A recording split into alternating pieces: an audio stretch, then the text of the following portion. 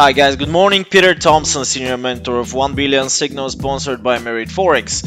Welcome to our Friday review about the major currency pairs. We're gonna speak about the significant levels. Practically, we're gonna follow up what's going on this week since Monday through Wednesday and now Friday. So a couple of interesting events we got this week. Interest rate decision in Europe, of course, from ECB. Also crude oil inventories, FOMC meeting minutes.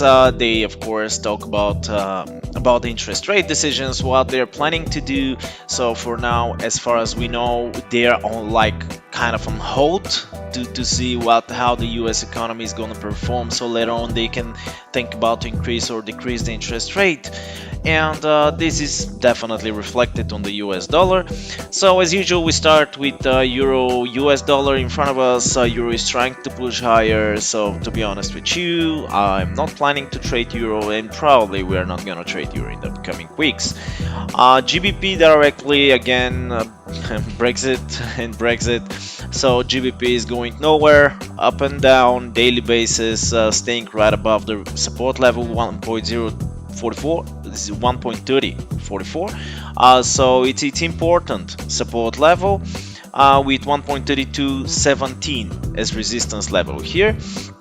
So for now, I'm not gonna keep my focus on Great British Pound.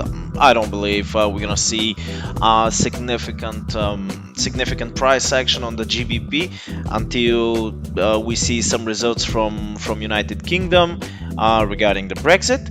And we jump directly to Australian dollar, US dollar. So as we see, price is staying right in the middle of the support and resistance boundaries. 0.7203 as resistance. I'm gonna keep this level for next week with the same support level like before, 0.7074, and I'm gonna keep the support zone for the next week as well. Australian US dollar, nothing significant here, so we jump directly to New Zealand US dollar. So we can see New Zealand is pushing lower, tried to break out the support, false breakout. We see here 0.6719, and we're gonna keep the same levels for sure, 0.6758 as resistance and 0.6719 as support level. So if we see a breakout, significant breakout of course of this support level, we definitely gonna have room to drop down furthermore. USD Canadian dollar, one of my favorite currency pairs related with crude oil. USDCAD tried to break out the support level, didn't manage to, went back to the resistance. We're gonna keep the same levels of course, 1.3374 with 1.3286 as support level. And right now the crude oil is obviously trying to push lower, trying to drop. So we got interesting information about OPEC. So they are right now they're discussing what to do, because with the price of the crude oil, they are absolutely eligible to cut, of course, the crude oil production, or to increase the production of the crude oil. That's how they influence actually the price of the crude oil. Very interesting.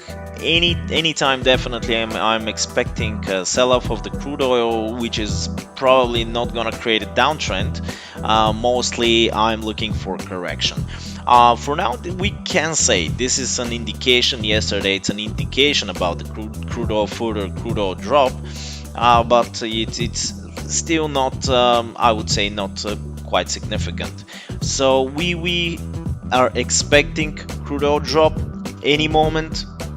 Just be careful guys when you're going long on the crude oil, but definitely, as you can see, the crude oil trend is totally up, which is practically indicating for further drop of the USD Canadian. If the crude oil goes up, Canadian is following in terms of trend, is following the crude oil. So pretty interesting situation between crude oil and USD Canadian. And we go to USD Swiss. USD Swiss franc broke out the parity level. Very interesting price action. 1.0 is our parity level here. Now we can easily start looking for buying opportunities. Our resistance 1.01 here. We're gonna keep the same for next week, and our support, because it's broken already, our support line, the parity level 1.0. So USD Swiss franc is pretty interesting currency pair, and I think it's worth it to follow it next week. USD Japanese yen, definitely something that I was expecting, didn't happen obviously. I was expecting to see Japanese yen continue going up after this decline and practically to reach even 109.77, it didn't happen. Right now it's heading higher to break out the resistance level 111.91. Bear in mind that this is very strong resistance because it's around round number 112.0 round number, and it's even a zone 112.21, 111.91. It's pretty interesting how the price is gonna react around this level. It's a matter of a couple of days to see if we're gonna see breakout continuation of the uptrend, or the price will decline from this level and heading to the downside. Thank you very much for watching, guys. I really wish you have an amazing weekend. Have fun. Don't forget, this is very important part of trading. And of course, subscribe to our YouTube channel, of course to our Facebook and Instagram. Thumbs up, comment on the section below. Enjoy the weekend.